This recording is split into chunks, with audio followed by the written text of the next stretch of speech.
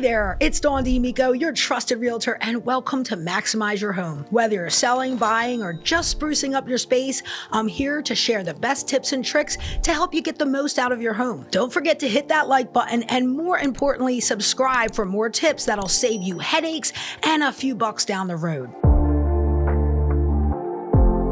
All right, let's jump into one of the biggest challenges when selling your home, pricing it just right. Think of it like trying to make a great first impression. You want buyers curious and excited to come take a look, not be turned away by a price that feels out of reach. If you aim too high, you might end up with little or no interest. Too low, and you'll attract buyers, but you might feel like you're giving too much away in value. Setting the right price from the start can help you avoid these issues and attract serious buyers right away. Here's the reality. If your home's priced too high, most buyers won't even think about negotiating. These days, buyers don't have time to haggle over a home that feels overpriced from the get-go. They'll just move on, like skipping over a movie with terrible reviews. And if you're holding out for a lowball offer just to have something to counter, you might be waiting a very long time. Buyers are savvy, and if a price seems off, they'll just keep looking until they find the one that feels right. That initial offer might not look like your dream number, but it's often a solid starting point. I always tell my clients, let's give a little bit more room on that first counter. It's like saying, all right, I'll give you a scoop of ice cream, but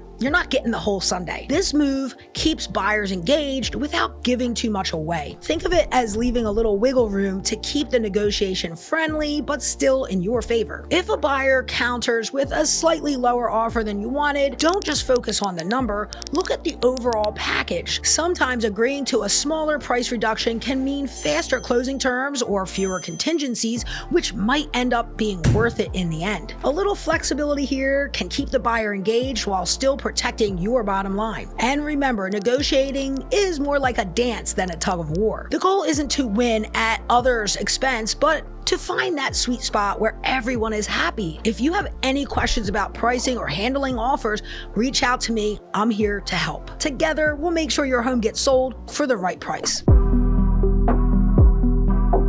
Now let's talk about something that can feel like juggling flaming torches, handling multiple offers on your home. It sounds exciting, right? But it can quickly turn into a circus act if you're not careful. You want to make sure you keep everything under control while making sure you don't let a great opportunity slip away. First rule of handling multiple offers, keep your cool. I know it's tempting to say, look at me, I've got all these offers. But here's the thing. If you make it sound like a bidding frenzy, some buyers might go, no thanks, and walk away. Not everyone loves the drama of a bidding war, so keep the excitement under wraps and let those offers roll in naturally.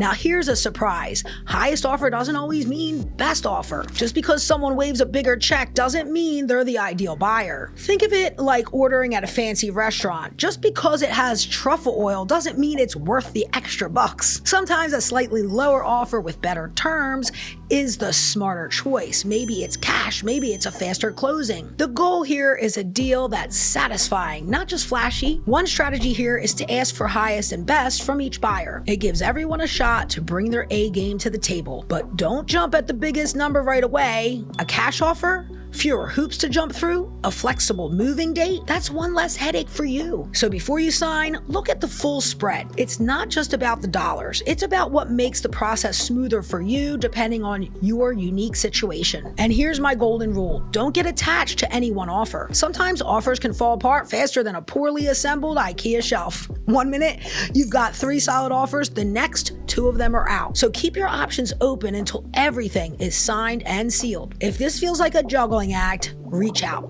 I'm here to help you handle multiple offers without the circus. Together, we'll get you the best deal without the drama.